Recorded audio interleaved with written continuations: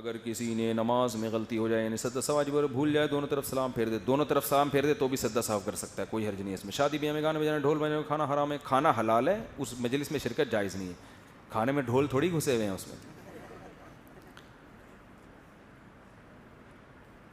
میری سسٹر شادی سے پہلے اپنے خالہ زاد بھائی وغیرہ تمام کزن سے پردہ کرتی تھی، لیکن اب شادی کے بعد شوہر کے کزن وغیرہ سے پردہ نہیں کرتی، تو یہ سارا کام اس کے سسر کا ہے۔ وہ میری بہن کو کہتا ہے کہ مہمانوں کو چائے رکھو، کھانا دو، مہمانوں سے دعا سلام رکھو، تو اب کیسے سمجھاؤں بہن کو؟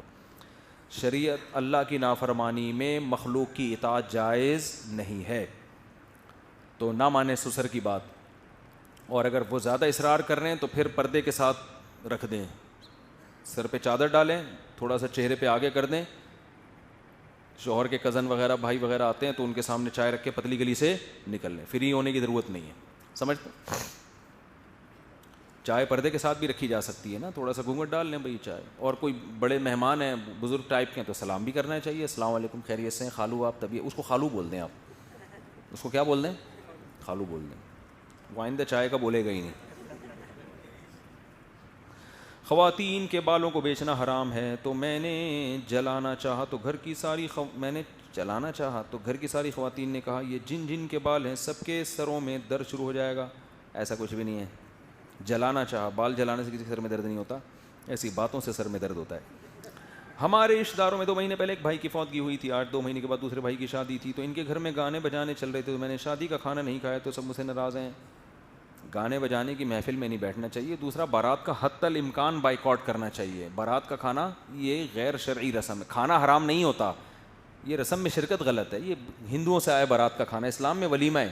بہت سخت مجبوری ہو تو ایک الگ بات ہے کہ اپنی بہن کی شادی ہو رہی ہے، لڑکے والوں کا اصرار ہے کہ بارات ہوگی، تو اب تو مجبوری ہے نا، آدمی نے اس میں نہیں ہو تو رشتے ٹوٹ جاتے ہیں، یا وہ لڑکے والے سمجھیں گے ان کے تعلقات ہی صحیح نہیں ہیں، تو وہاں تو مجبوری ہے، لیکن حتی الامکان جتنا اس عمل سے بچ سکتے ہیں بچنا لازم ہے۔ میں نہیں جاتا باراتوں میں، لوگ مجھے بہت بلاتے ہیں بارات کا کھانا ہے، میں نہیں جائیں گے۔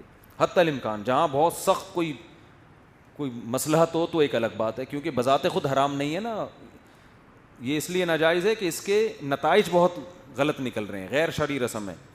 ایک شخص کے سوال یہ ہے کہ جب میرا بھائی چلے کے لیے یا شب جمعہ کے لیے جاتا ہے تو پاگل ہو جاتا ہے، یعنی کیوں بھائی؟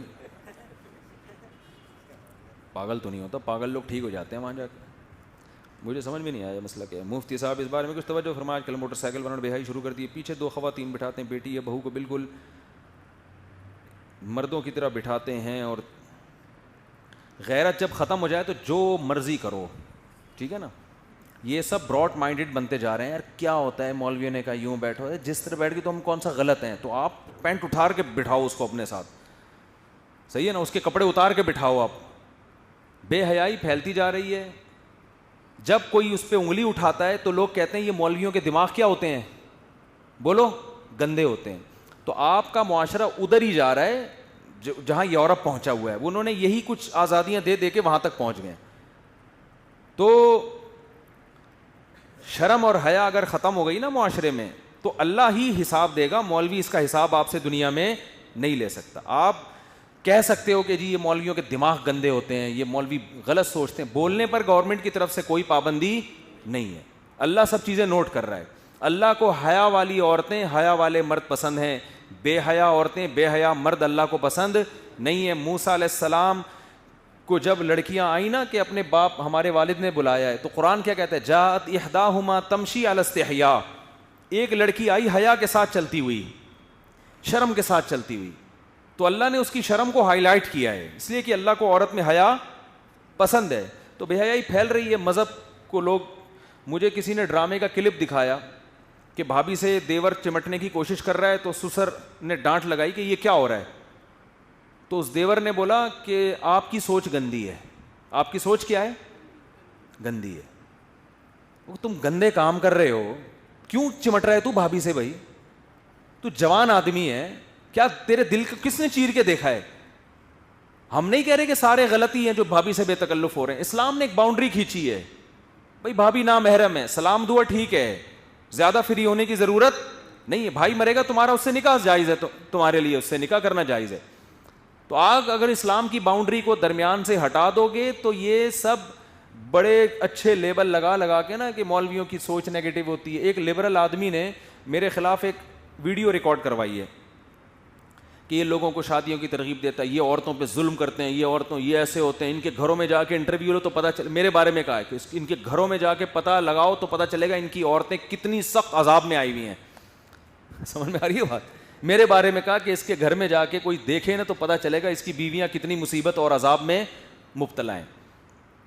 میں نے کہا اس پاگل آدمی سے کوئی پوچھے کہ عذاب میں مبتلا ہیں تو اللہ نہ کرے, میں کوئی وہ نہیں کر رہا, اللہ حفاظت میں رکھے سب کو, مبتلا ہیں تو علیحدگی لے لیں. ایک مثال دے رہا ہوں نا بھائی, بول دیں ہمیں کیا چاہیے, عذاب میں ڈالا ہوا ہے ہمیں چھوڑ دو, ٹھیک ہے نا. ہمارے معاشرے میں 99% عورتیں اپنے شوہر سے علیحدگی نہیں چاہتی, اس لیے کہ ان کو پتہ ہے علیحدگی میں وہ فائدے نہیں ہے جو ساتھ رہ کے. یہی ہمارے معاشرے کی خوبصورتی ہے کہ جس معاشرے کو تم تنگ نظر کہہ رہے ہو نا, یہاں مرد عورتوں پہ ظلم کرتے ہیں, مرد عورتوں کو, اس معاشرے میں طلاق ایک بدنما داغ سمجھا گیا ہے, کیونکہ پتہ ہے مرد چھوڑ دے گا تو وہ سہولتیں نہیں ملیں گی. 99% عورتیں ایسی ہیں جو طلاق چاہتی ہیں کیا؟